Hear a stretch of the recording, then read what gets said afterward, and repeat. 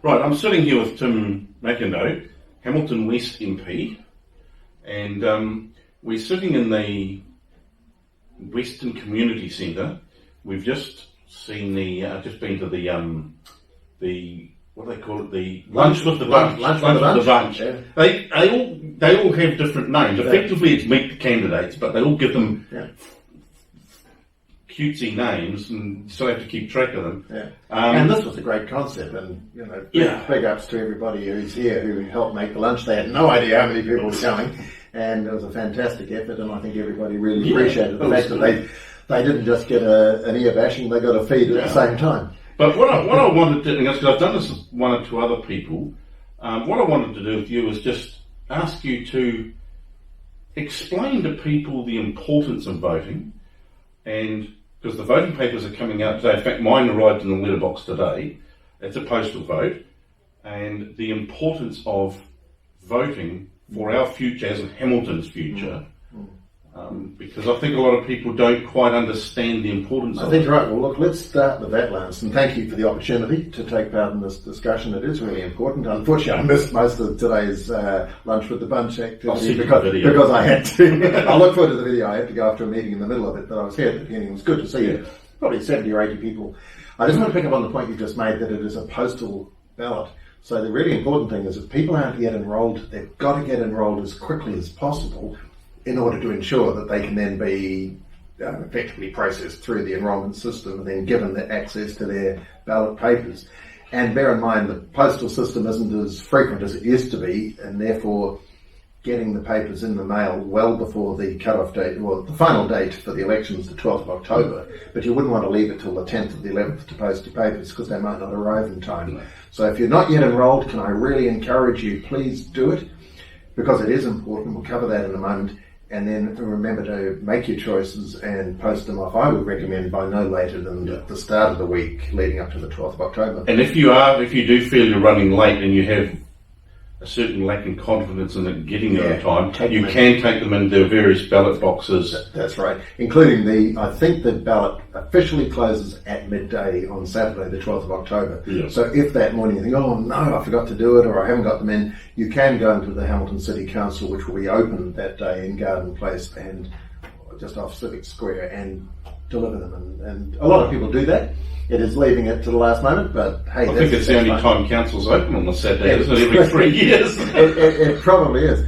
Let's just pick up on the other point you made about how important it is to vote, because it always surprises me that people will talk about, they're not happy with their rates, or they're not happy with the services that are being provided in their area, and the council should do this, that, or the other. And then you say, well, did you vote for this particular group of people, or did? Oh no, I haven't voted in for years. Well, every vote does matter, and here in Hamilton, if we need any illustration of that, the fact that the mayoralty of Hamilton last time in the 2016 election was decided by 6 votes. The majority the current mayor got over his nearest opponent was 6 votes. So imagine if 3 or 4 more people had voted. Well, obviously you'd need half a dozen more. It could have made quite a difference to the outcome. So every vote does matter, and I would just want people to understand that the mayor and the councillors who they elect, and also let's not forget Waikato Regional Council as well, because that's up for election this time. We can't forget them. They're the people who, for instance, will make decisions on bus services in our community. And obviously they've got a strong focus on environmental matters, so that's really important too. But the mayor and the council will be making a whole lot of decisions, including on the rates you're paying to the council, then the services that you're getting for that. There's always a huge pressure on them to spend money on this, that and the other, and ratepayers will be saying, well, hold on, we're not ATMs, we can't just pay for everything. So they have to make tough choices, and therefore I really want to encourage everybody to look carefully at the promises that the candidates are making, the priorities that they are saying they will take to the council table if they're elected, and then make a considered choice, because we should be taking an intelligent interest in that. And the fact that only about a third of eligible voters have cast a vote in local body elections in recent times, and that just seems to fall away a bit each time, really concerns me. That's shocking, especially coming from someone like me who was brought up voting from day one, and discussing politics from the age of 8.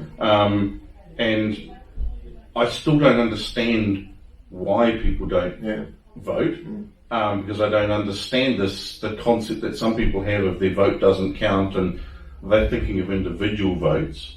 The other thing a lot of people, I don't think a lot of people realise, which is relevant, you being an MP, is the fact that our council that we choose and our mayor that we choose are the ones that represent us for central government when it comes to squeezing money out of central government for things, especially that fit in line with the direction the government wants to go on issues like housing, transport, climate change, these things. It's our council choice, or councillor's mayor choice, that does the going to central government to get that any extra funding. Well, they just got the development funding for Peacock. I don't know if I was going to mention that because it's a very good example. That funding came through when we were last in government, and I worked incredibly closely, particularly with the current mayor, and I'm not endorsing anybody, I'm just stating a fact, as a bit of a conduit between the current mayor and the then Minister of Finance and the Ministers of Housing to try to ensure that we could get a good slice of it. And we did really well. Hamilton, per head of population, did better out of the infrastructure fund that we set up there than any other part of the country, and I'm very proud of that.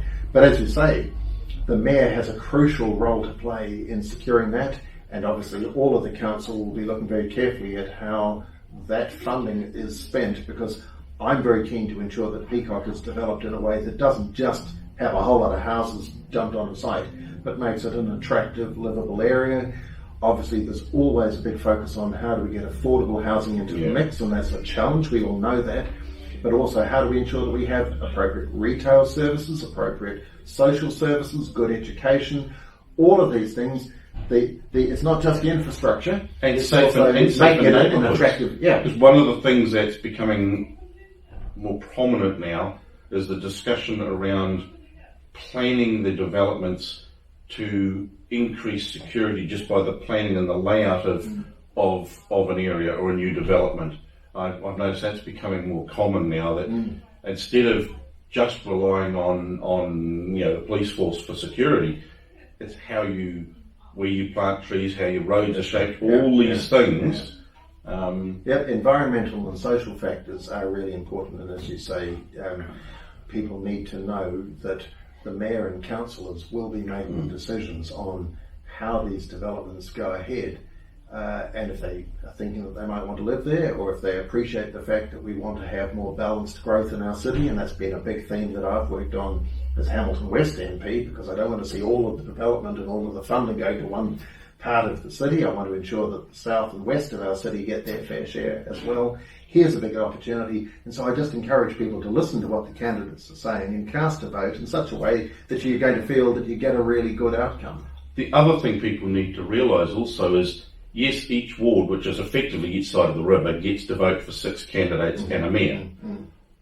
They also need to understand you don't have to vote for all 6 if there aren't 6 candidates that you think are worthy of your vote. That's true. You can just choose 1 or 2 or 3 or 4, whatever you think fit.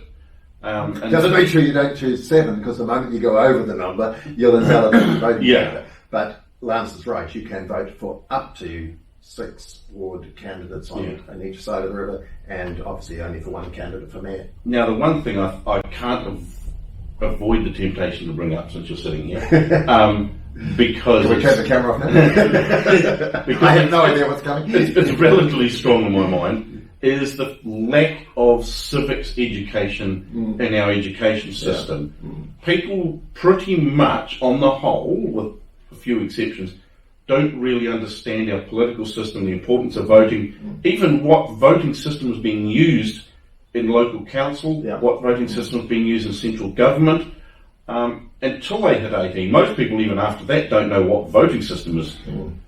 They read some stuff and they put a tick in some boxes, but that's it. And I've always thought, I've discussed this with some of the candidates when I've interviewed them about, could council do more to work with schools, local schools, with their democracy department, etc., to have people go along even councillors themselves go along and discuss, educate young people about the voting system, how it works, why it's important to make these decisions. And I mean talking between elections, not right at election time. But I've always thought, is there anything the government could do themselves to, we're talking about incorporating Te Reo Māori into the education system. What about talking about incorporating civics education?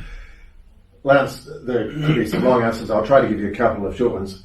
I don't think that anybody would disagree that in principle this is what we should be doing. A couple of the challenges, and so I'm not saying it can't happen, I'm just saying a couple of the challenges that need to be overcome. One, teachers will often tell you, and justifiably so, that they already have a crowded curriculum, and if you want to put something else in, what's going to go? And so that is a factor. The other thing that sometimes makes the politicians nervous is who's going to put that curriculum together and how could it be guaranteed to be delivered in an impartial way.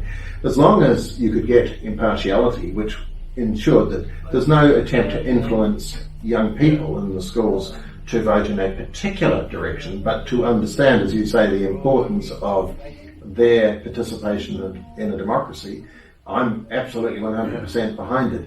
And there are a number of schools to do that, and from time to time MPs, I've done this myself, will be invited to local schools. Always happy to receive those invitations, and I love going to the schools, very happy to answer any questions. And as I say, some of the local ones do that quite often, but it's pretty much at the moment up to them to initiate that. What you're talking about is having a program that would be a part of the New Zealand curriculum that all schools delivered. A number do, at years 9 and 10 in particular, but of course it's the years 11, 12 and 13 you probably want to get to, because with the voting age being 18, it's those older age groups who are more likely to think, hey, this is my opportunity right now. So I'm a fan of it in principle, but those are a couple of the challenges that need to be overcome. And having promised you a short answer, I didn't give it to you.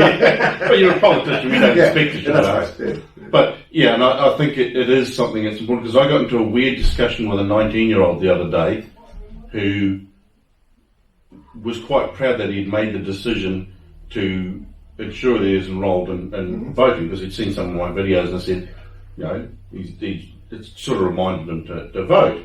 And we got into a weird discussion about the first past the post system that the County Council use, and the fact that comes up for review each time, so that they decide if they're going to stick with that or move to STV. And he goes, STV, what's that? And I thought, you don't know what that is? Well, the majority. And I ended up explaining it to him, but I keep forgetting sometimes that there's such a large portion of society that don't even know the difference between first past the post, STV and MMP. And how MMP actually works. Well, Lance, you and I are a couple of political tragics. The reality is that most people have got better things to do with their lives, and they wouldn't understand all of those acronyms. And you're talking about a couple of the voting systems. There is evidence, actually, that sometimes the complexity of the voting system is a contributing factor to people not taking part in an election. And we've seen that in the past. We're not having a DHB election this year, but normally when we have a DHB election, it's a very complicated system, and people are ranking from 1 down to often 35. The candidates and a lot will say, it's too hard, and they don't bother. But if you want to ensure that your picks get a chance, you really do need to bother. And as I say, people, I hope, would just understand their need to exercise the right to vote. The last point that I would make is that, to come back to your civics education idea, I think that if a curriculum were to be put together and the Electoral Commission could have the opportunity to say, okay, we'll vet it to make sure that it is not going to favour any particular political party or philosophy, but we'll just ensure that it really does stick to the basics of civics education. This is how a government or a local government is put together. This is what your vote will contribute towards. This is what happens when you do vote and how you go about the mechanics of it.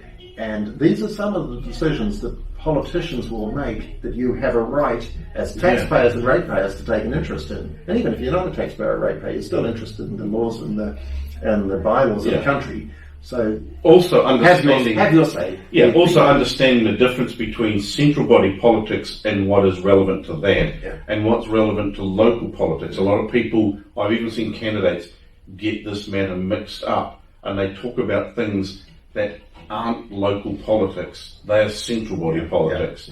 And I am surprised at the lack of understanding of the basics of why you should vote and the effect your choice can do, and the effect of, say, 1,000 of your mates that think exactly the same as you, voting, getting out and voting, potentially the same way you do, how much of a difference that makes. Take our last election. If there were 7 people, if you and 7 people went out and voted for someone other than our current mayor, he wouldn't be our current mayor. Well, you'd have to have voted for the second. But you're right. It just emphasises that every vote counts. And as I say, you and I are political tragics. I can't imagine that we wouldn't vote even if it was for the local dog board and we were living on the Chatham Islands. But, the difference is that politician, election geek. I don't know that there's all that much of a difference really, but we make decisions on how to spend your money. And we make decisions on issues that sometimes you're going to think we should have done a long time ago or we should never have done. And the only way to ensure that your concerns are heard is by casting your vote. And maybe the final point, because I need to... Well, since you're a politician, I'll give you the final word. Thank you. Well, the final thing is we've still got a couple of weeks to go before the election. In fact, 3 weeks before the polls close. If you haven't yet taken an intelligent interest in what the candidates are saying, they should all by now have produced flyers, had a few different profiles published in both the election booklet that will be with your voting paper, but also in your local freebie newspapers. And they will all be attending regular Meet the Candidates meetings. Can I strongly encourage you to do that? If you're in Hamilton, next Friday on the 27th, I'm hosting a meeting at Cafe Agora, which is in Kent Street in Frampton, and Lance, I think you'll be there. You might be live streaming. As if I won't be. Yeah, as if you wouldn't be. But come along and hear what the 8 candidates who are standing for the mayoralty of Hamilton are saying, hear what their answers are to the questions. I had another meeting last week for the West Ward candidates, similar to the Lunch with the Bunch one here today at the Western Community Centre. It really is your opportunity to meet them. They'll no doubt be only too pleased to have a quiet chat with you if you wish to, either before or after the meeting starts. But hear what they're saying, hear what they think the issues are, and make your decision. Is that the sort of person that I want representing me and making decisions on how to spend my money? And it's not just about your money, it's about ensuring that you have the quality of life, the recreational facilities, parks and gardens, all the different things that they deal with. It does matter. You have a say. You should help to determine the future of our city by casting your vote. Cool. Well, thanks very much for your time. Thanks, Lance. And thanks very much for taking part in this to help, I suppose, educate people to what we need to be paying attention to and this sort of thing. My pleasure. And, I hope it makes a difference. I'm looking forward to seeing the final results. Yeah. That's going to be fascinating. Because no matter what I think they will be, in theory, you never know until the end of the quite right. End of the tally. And in 2016, none of us knew which way the mayoralty would go. And it was a real cliffhanger, and in fact it wasn't decided until after several days. I think there were at least a couple of recounts, ultimately supervised by the judiciary. Yes. That's how close it was. They probably didn't like it being that close. People like me really enjoyed that.